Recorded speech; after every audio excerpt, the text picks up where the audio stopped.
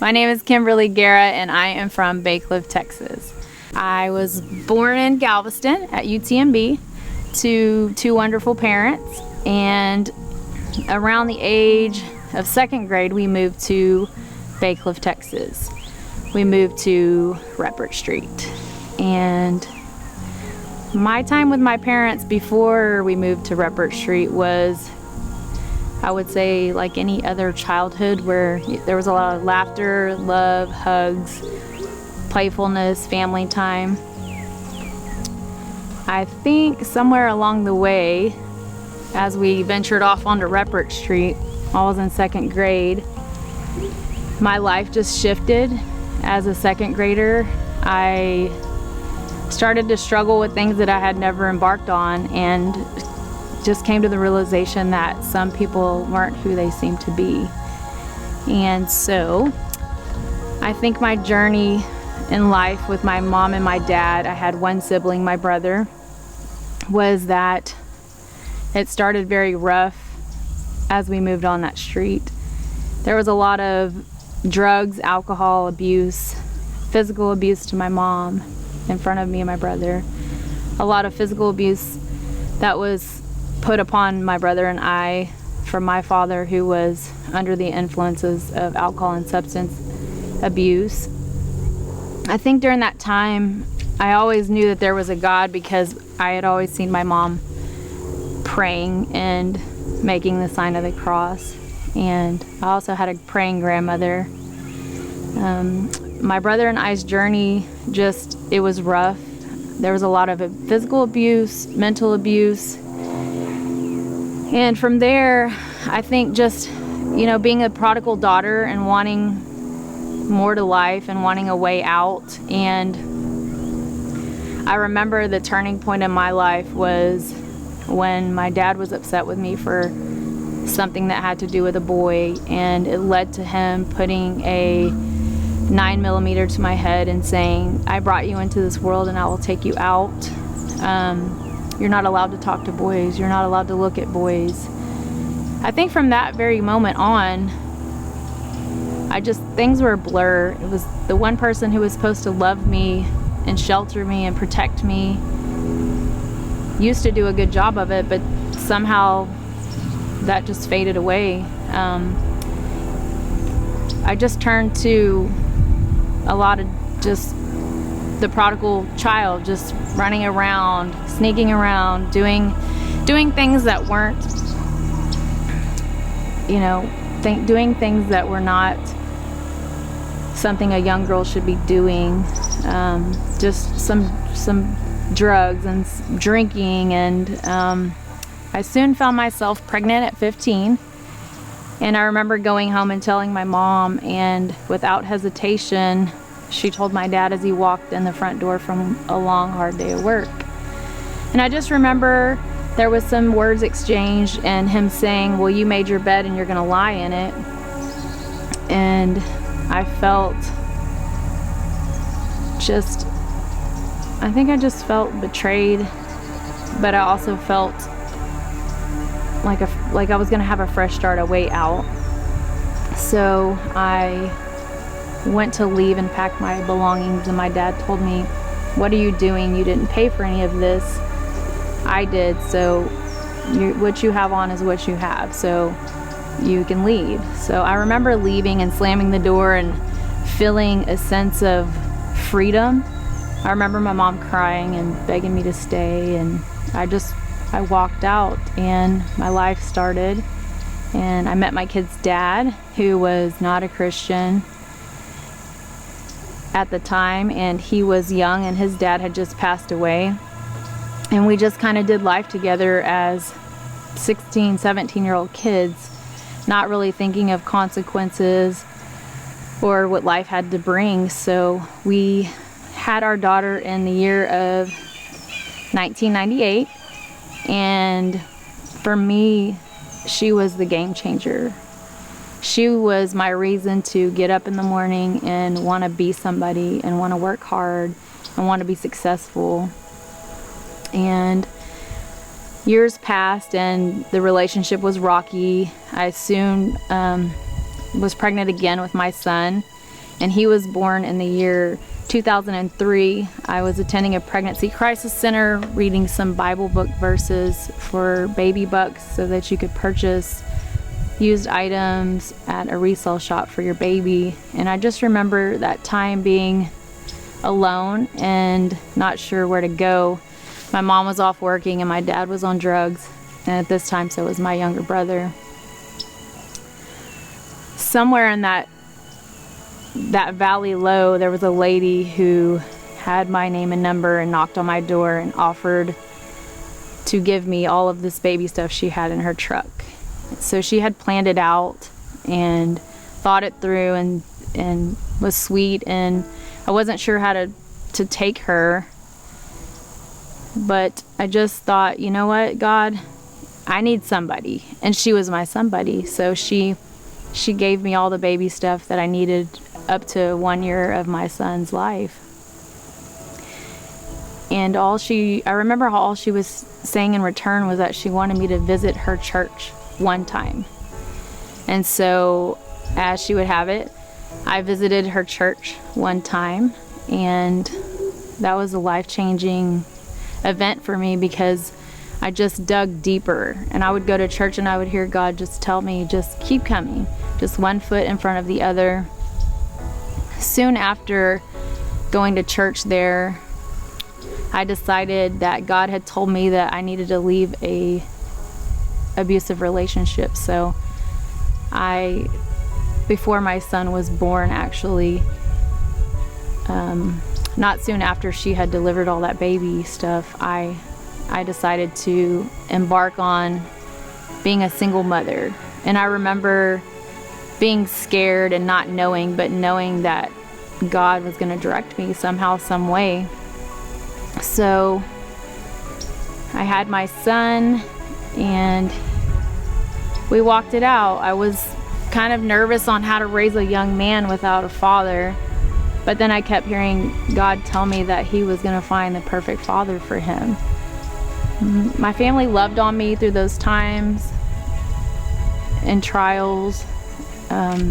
I later met my husband, who came with 3 girls and some baggage, and I came with 2 beautiful kids and some baggage, and we decided to do life together.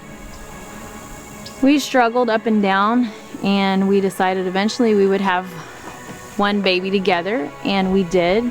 And she really is the glue that kind of holds our family together as far as being a blended family. I think that this journey is definitely hard and rocky, but I think that we all can be successful if we just pick up the Bible and read this beautiful love story of a God who gave his only son for us. I just want to say thank you to all the people who've been in my life that have encouraged me and walked with me through the valleys and the hard seasons and encouraged me to want to be better and do better and tell my story. After being married some years, I also felt God pushing me to admit an eating disorder that I had been struggling with since I was 9.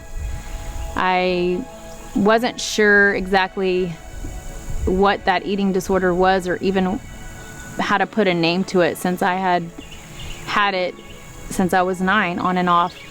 So I was praying one day after church, and I felt God tug on my heart and tell me to just bring it to light to someone. And so I did. I actually called one of my cousins, and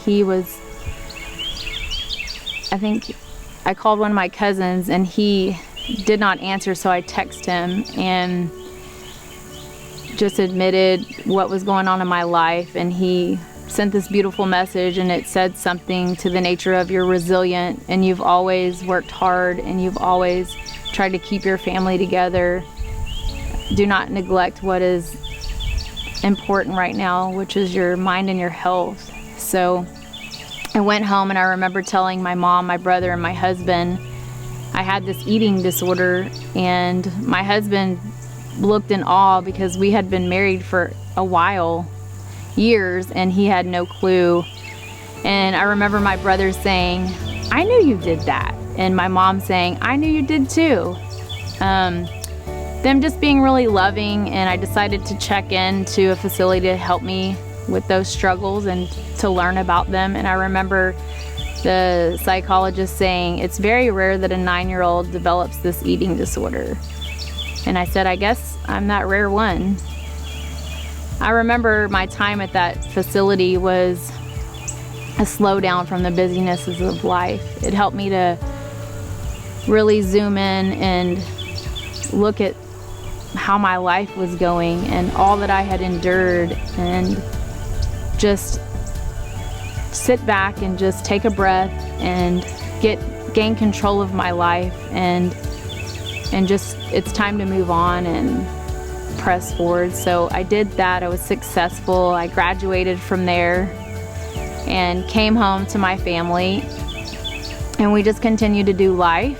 And the turning point in my life was that my dad had passed away, and then my brother was murdered. And I think that the day that my brother passed away, I was in awe because I couldn't believe that he had passed away the way that he did. And I remember as I got on the scene with my mom, after I got the call from my husband, getting on the scene with my mom and just seeing her in the rain and sitting by his body covered in a white sheet, I thought to myself, "God, please give me the strength to hold and be there for my mother." And as I walked closer to my mother, I could hear her deepest cries. And I just remember God telling me, just keep walking, just go to her and just sit there. That day was a big blur to me, but I know one thing: I felt God's presence, and some time had passed, and I had a lot of time to think and ponder on my life as a Christian and my life as a woman. And I really felt God tell me that my brother was a pure example of someone who never failed to tell somebody that he loved you. If he was mad at you, he still told you he loved you. If he was sad, he still told you he loved you. The morning before my brother was murdered, he called me at 9:30 and spoke to me, and I was in a hurry.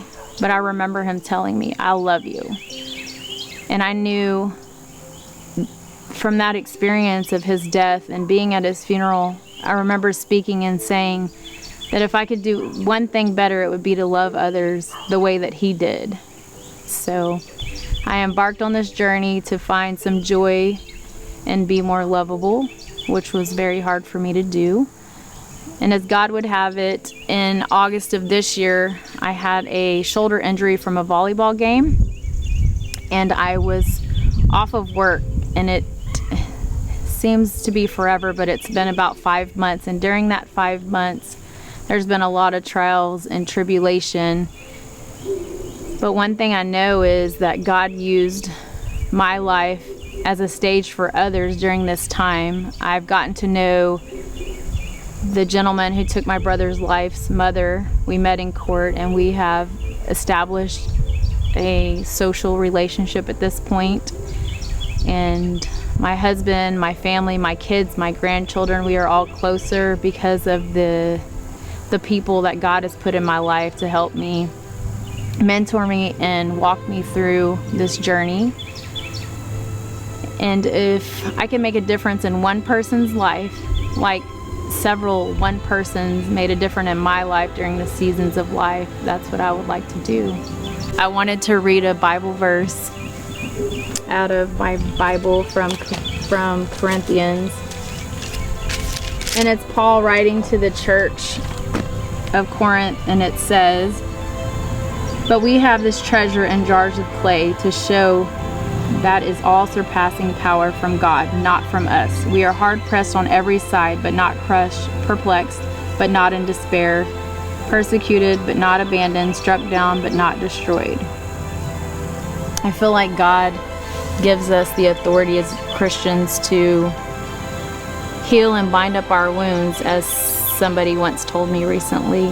And I think that we all need to come into tune with the power that God gives us to bind and heal our own wounds as well as others. I hope this changes someone's life.